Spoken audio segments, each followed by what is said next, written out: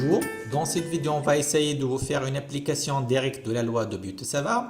Il s'agit d'une application au calcul du champ magnétique créé par un conducteur filiforme. Avant de commencer, je vais vous faire un petit rappel sur l'expression de champ magnétique élémentaire créé par un élément d'un conducteur filiforme. Alors là sur le schéma vous avez un conducteur filiforme, vous définissez un élément de longueur dl. Alors cet élément de fil qui est parcouru par un courant I, il va créer à tout point de l'espace un champ magnétique. Si vous prenez un point de l'espace M, distant d'une distance R, alors le champ magnétique élémentaire créé par cet élément de courant, il est donné par la formule dite de Butte-Savart et qui est égale à mu0 sur 4p et dl vectoriel R sur R3.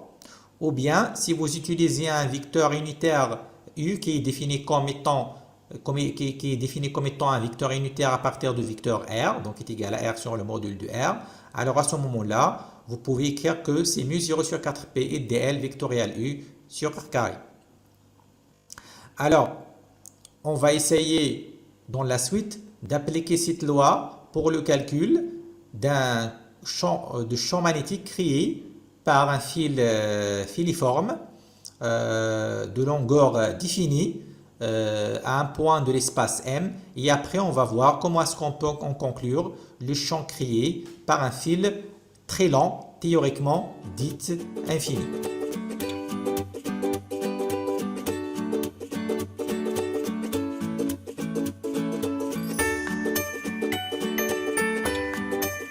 Alors, avant de commencer à faire les calculs pour chercher l'expression de champ magnétique, on va essayer d'estimer la direction et le sens du champ magnétique élémentaire dB en utilisant les règles que vous connaissez déjà, comme la règle de bonhomme d'Ampère et la règle du tire-bouchon.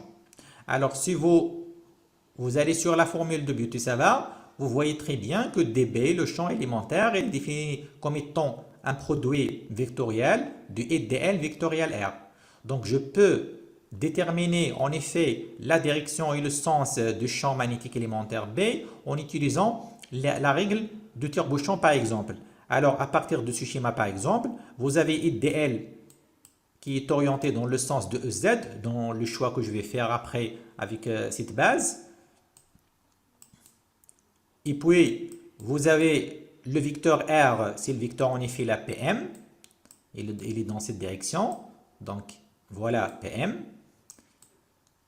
Et donc, en utilisant la règle du tire-bouchon, vous voyez que quand vous faites une rotation de dl vers PM, on va trouver un champ magnétique qui est enfoncé dans le tableau. Donc, il va être dans ce sens et ça va être dans le sens positif de Eθ.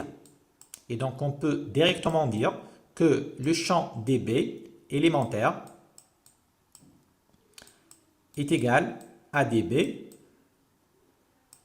Eθ. Et vous pouvez remarquer rapidement qu'en effet le champ magnétique total B encore va être dans la direction de le sens de Eθ positif.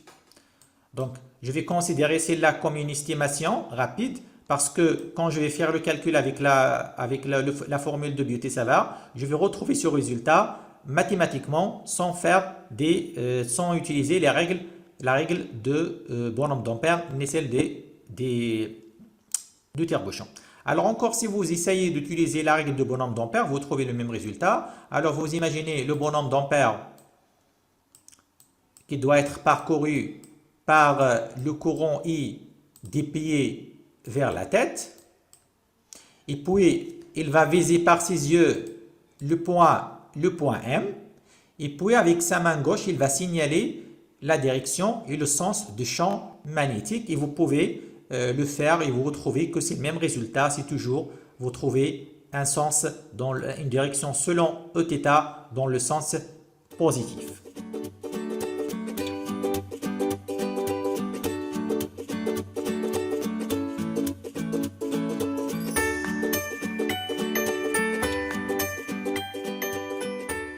Alors maintenant, on va commencer à appliquer la formule de Butte-Savart pour cet exercice. Donc, dB, le vecteur champ magnétique élémentaire est égal dans cette situation mu0, la perméabilité magnétique dans le vide, sur 4P I dl, l'élément de longueur élémentaire, vectoriel PM, la distance entre l'élément dl et le point M, sur PM à la puissance 3. Donc, on va essayer d'exprimer les vecteurs figurant dans cette formule. Commençons par dl. Alors, vous voyez que dl, à partir du schéma là, il est bien porté par l'axe OZ, donc est égal dl EZ. Et en effet, le dl, c'est une variation de z. Et donc, tout simplement, c'est dz EZ. Et puis, vous avez le vecteur PM. Alors, le vecteur PM, il est là. Donc, on va essayer de faire la projection dans la base que vous avez. Donc, il va y avoir une composante. Donc, le PM, en effet, il est dans le plan ERZ. Donc, il va y avoir des composantes sur ces deux vecteurs. Donc, en effet, vous pouvez utiliser la relation de Shell. Donc, ça fait PO plus OM. Et vous pouvez rapidement voir que PO il est porté par EZ dans le sens négatif.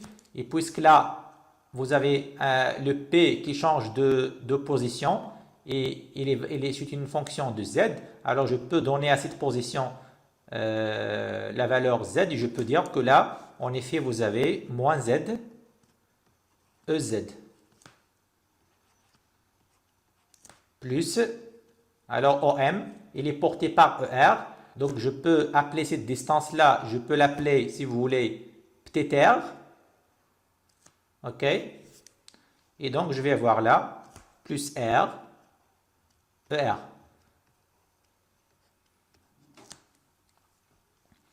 Alors, maintenant, on va essayer d'exprimer le produit vectoriel dlPM. Alors, ce produit vectoriel dlPM, donc, vous faites le produit vectoriel des deux vecteurs. Donc, je vais avoir dz z vectoriel moins z ez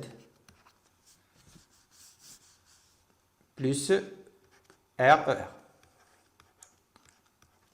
Bien sûr, le premier terme, ça va donner 0. Le deuxième, ça va donner r dz.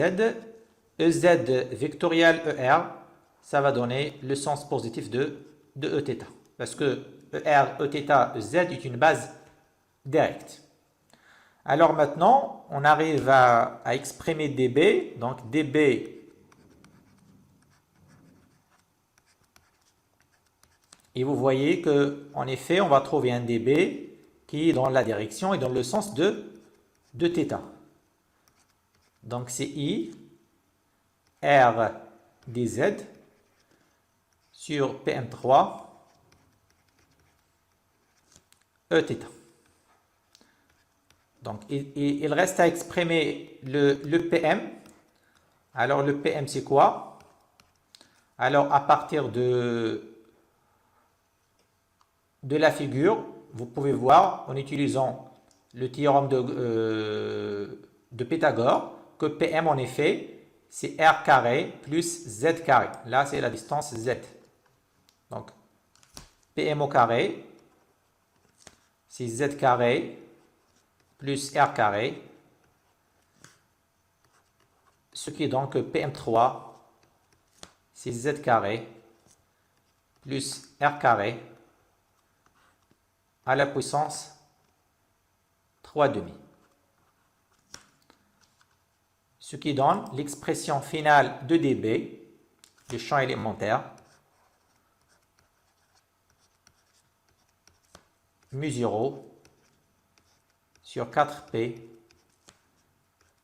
IR dz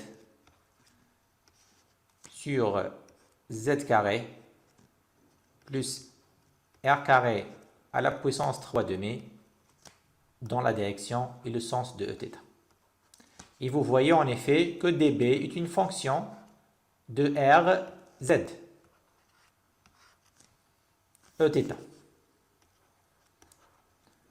Ceci signifie que déjà qu'il y a une invariance suivant θ.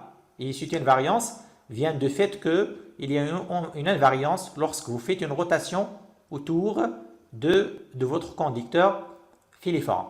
Donc, je vais parler des invariances dans un autre exercice, mais je le signale tout simplement là que votre champ ne dépend pas de θ. Et vous dites que vous avez une invariance par rotation autour de l'axe OZ. Alors, qu'est-ce qu'il reste maintenant à faire? Il nous reste à intégrer cette expression de dB pour trouver le champ total B. En effet, le champ total B, c'est l'intégrale sur le conducteur de vecteur champ élémentaire. Donc, on va essayer de trouver le champ total en intégrant cette expression qui dépend de la variable Z.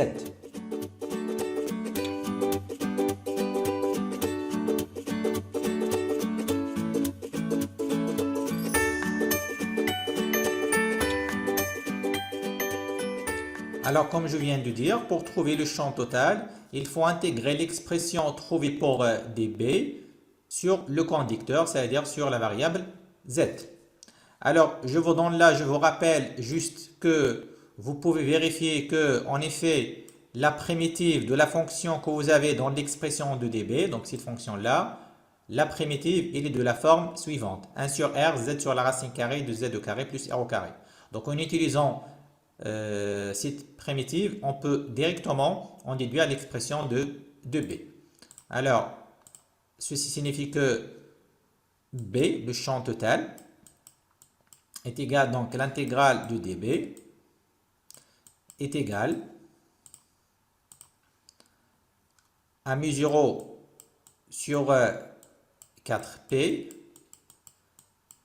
donc intégrale R sur Z carré plus R carré à la puissance 3 demi dz.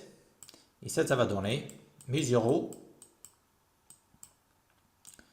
sur 4P. Donc la primitive, comme je viens de le dire là, donc ça va donner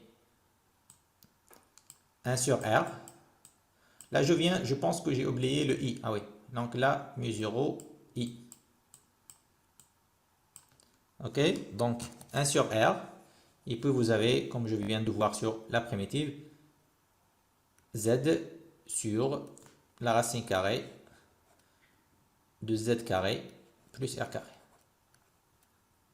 Ok, et tout ça, ça va être entre quoi et quoi? Si on revient sur le schéma, donc ça va être entre Z1 et Z2, les extrémités de conducteurs. Donc là, c'est entre Z1 et Z2.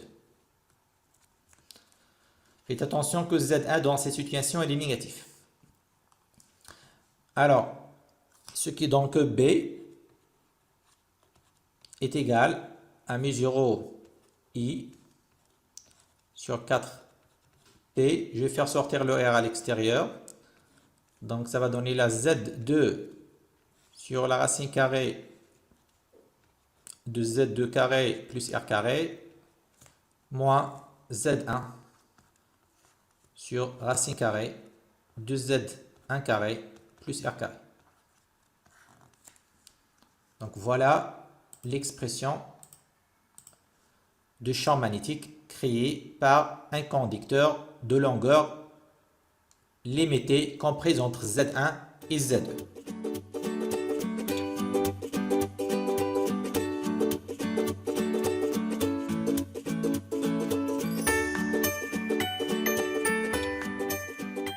Alors, maintenant, je vais essayer de traiter avec vous certains cas particuliers. Alors, supposons donc que vous êtes dans la situation où le point M il est situé exactement sur la médiatrice de conducteur. Vous êtes sur la médiatrice. Signifie quoi là? Ça signifie que là, le segment, le conducteur, il est subdivisé en deux segments de même longueur.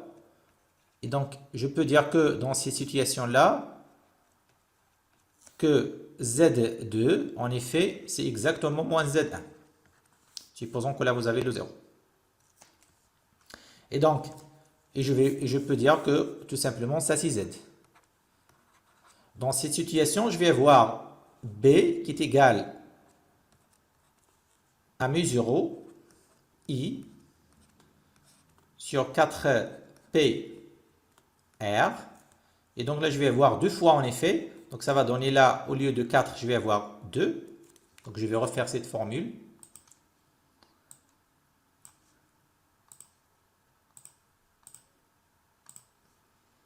Donc là, 2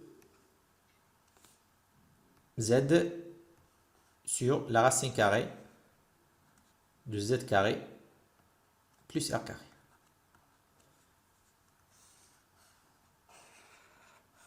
Et bien sûr, le champ, le vecteur champ B, ça va être B suivant Eθ. Alors voilà le premier cas particulier. Donc là, c'est lorsque, là, si le point M appartient à la médiatrice du segment.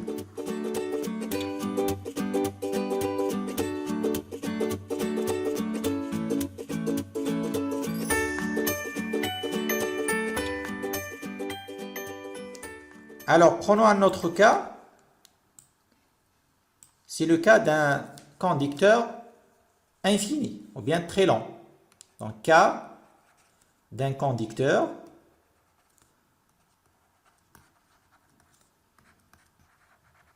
infini, bien très lent. Parce que physiquement, on ne peut pas avoir un conducteur qui est infini, mais lorsque vous avez un conducteur qui est vraiment très lent, vous pouvez le considérer comme infini. Alors, ça signifie quoi mathématiquement ça? Alors, ça signifie que je vais essayer d'écrire l'expression de champ. Donc là, je peux l'écrire sous la forme suivante. Mu 0 sur 2πr. Et là, je peux factoriser par z et je vais avoir 1 sur la racine carrée de 1 plus r sur z, le taux au carré.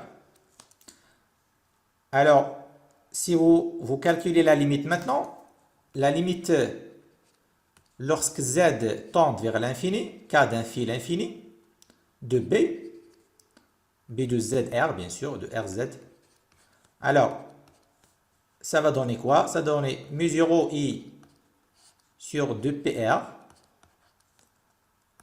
La limite, lorsque z tend vers l'infini, que vous prenez plus l'infini ou moins l'infini, c'est la même chose parce que cette fonction-là, il est paire. Vous pouvez la remarquer déjà. Cette fonction est paire. Alors, et vous pouvez rapidement remarquer que cette limite est égale à 1.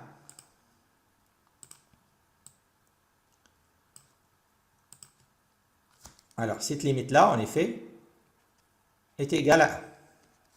Ce qui donne là, mu 0, i sur 2πr. Donc, finalement, l'expression de champ magnétique créé par un fil infini, donc c'est B est égal à une fonction qui ne dépend que de R, BR, donc c'est mu 0, I sur 2PR, suivant E, θ toujours. Pardon, là, il faut ajouter le Eθ. Ok? Voilà l'expression du champ magnétique créé par un fil de longueur infinie.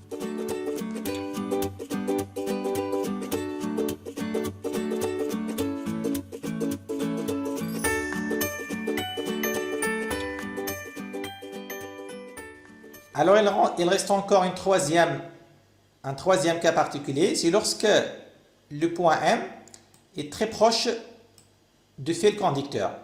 Alors, dans cette situation, je peux traduire ça mathématiquement par le fait que R, la distance qui sépare le point M du fil, est très inférieure à la longueur Z. Et donc, ce qui donne que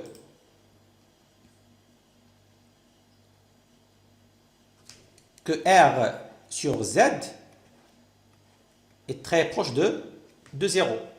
Et donc, si vous prenez l'expression déjà de B qui est égale à mu0 I sur 2P R 1 sur racine carrée de 1 plus R sur Z carré, alors dans cette situation, celui-là,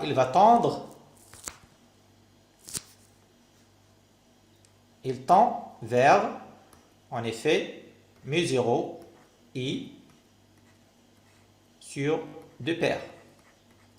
Et vous voyez que dans cette situation, il est similaire à celle d'un fil infini. En effet, dans la pratique, on se retrouve dans ces situations. Donc, dans la majorité des cas, quand est-ce que je considère qu'un fil il est infini? C'est lorsque je me place à une distance très très petite par rapport à la longueur de fil électrique.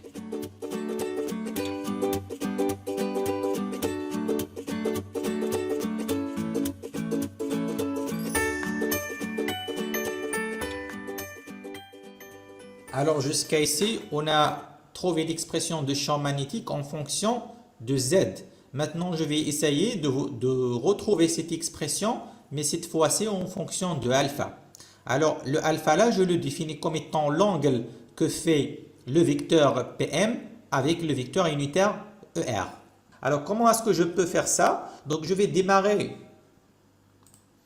à partir de l'expression de la formule de Butte-Savart.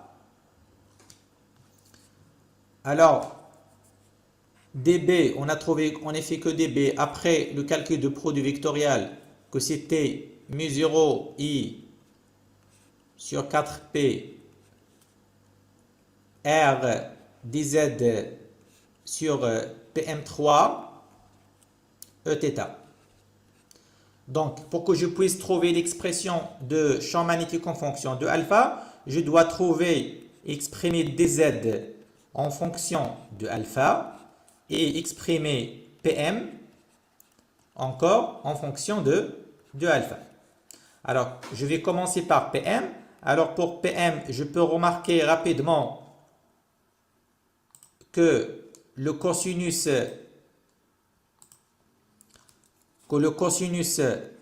du alpha, donc le cosinus du alpha, c'est en effet c'est R sur PM, donc c'est R sur PM, ce qui donne que PM c'est R sur cos alpha. Alors que pour trouver la relation entre dz et alpha, donc je vais utiliser la tangente. Alors le tangente de alpha dans notre situation, donc ça va être Z sur R, ce qui donne R tangente alpha est égal à Z. Alors je vais chercher le différentiel. R d alpha sur, je vais différencier cette formule sur cosinus alpha au carré, ça va donner dz. Et donc voilà maintenant dz en fonction de alpha.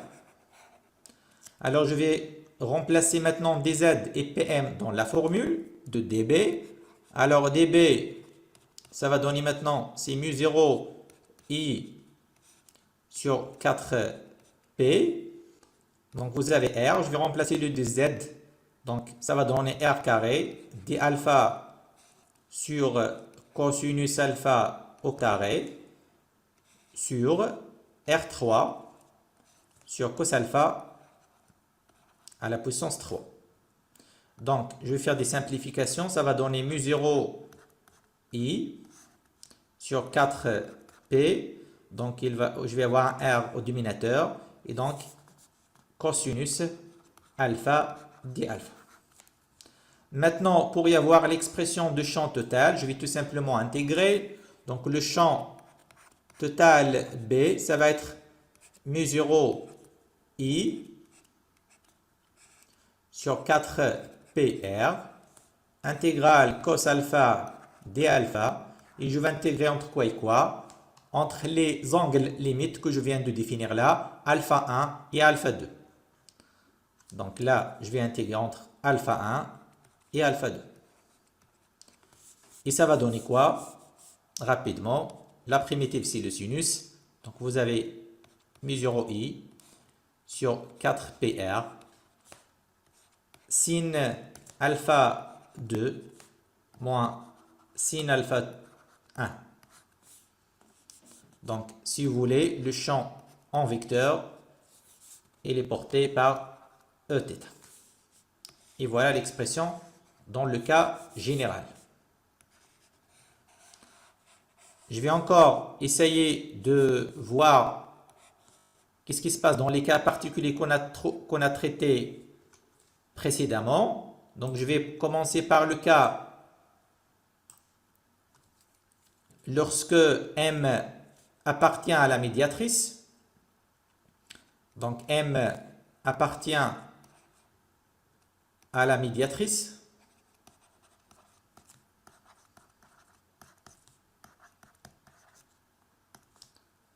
Alors, dans cette situation-là, vous pouvez remarquer que alpha 2 va être moins alpha 1 parce que vous êtes sur la médiatrice.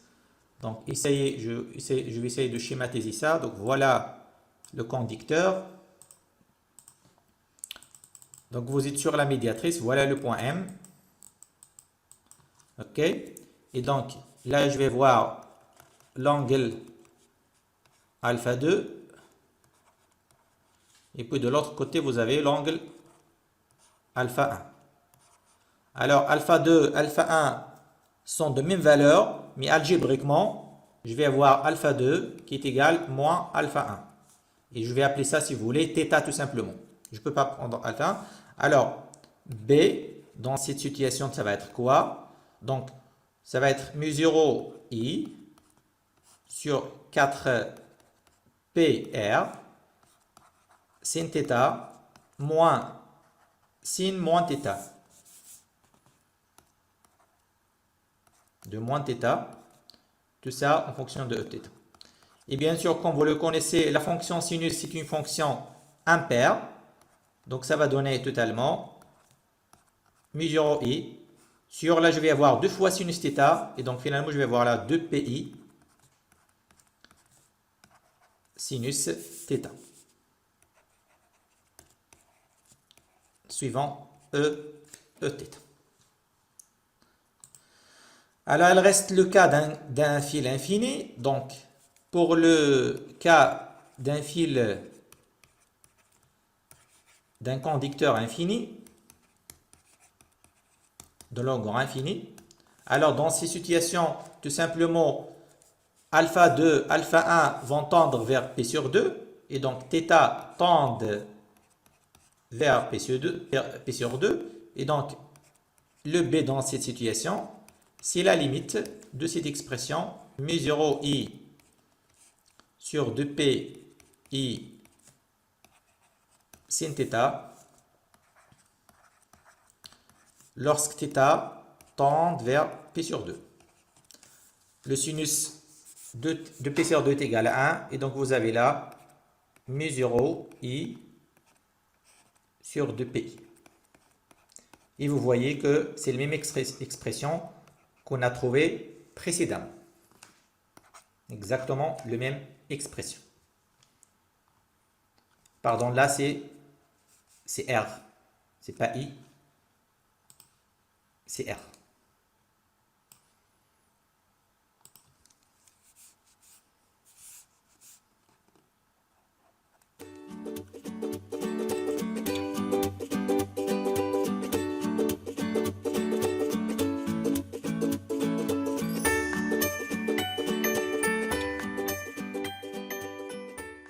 Avant de terminer cet exercice, je vais vous parler un peu de la notion des symétries et d'invariance. Alors, je vous rappelle d'abord, comme on a vu déjà dans le cours, que normalement le champ magnétique B, il est toujours parallèle ou bien il appartient au plan d'antisymétrie des courants et il est toujours perpendiculaire au plan de symétrie des courants. Alors, dans la situation actuelle, pour un fil infini, on peut rapidement voir que, par exemple, le plan qui est perpendiculaire au fil et qui contient le point M est un plan d'antisymétrie. Et donc, je peux en déduire, et ça c'est un plan en effet qui est formé par le vecteur ER et Eθ. Je peux rapidement en déduire que le champ B appartient à ce plan d'antisymétrie. De plus, là vous pouvez encore remarquer que le plan du tableau qui contient déjà le point M et le fil est un plan de symétrie.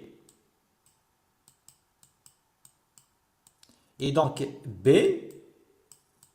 puisqu'il est perpendiculaire à ce plan, il doit être parallèle à Eθ.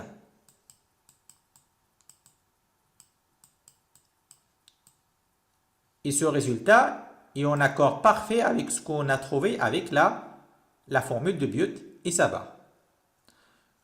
Pour les invariances, alors là, dans cette situation-là, vous pouvez remarquer qu'en effet, la rotation autour de l'axe Z, c'est-à-dire autour du conducteur, ne change jamais la valeur ni l'orientation du champ magnétique B.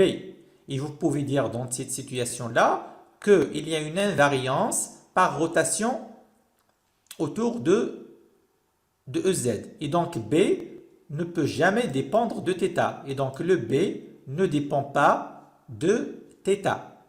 De plus, puisque là, vous êtes dans le cas d'un fil infini, alors là, une translation le long de Z ne peut jamais encore changer la valeur de B, ni sa direction, ni le sens. Et donc, en résumé, le B ne dépend ni de θ ni de Z, et donc B ne dépend que de R. C'est une fonction de R, suivant Eθ.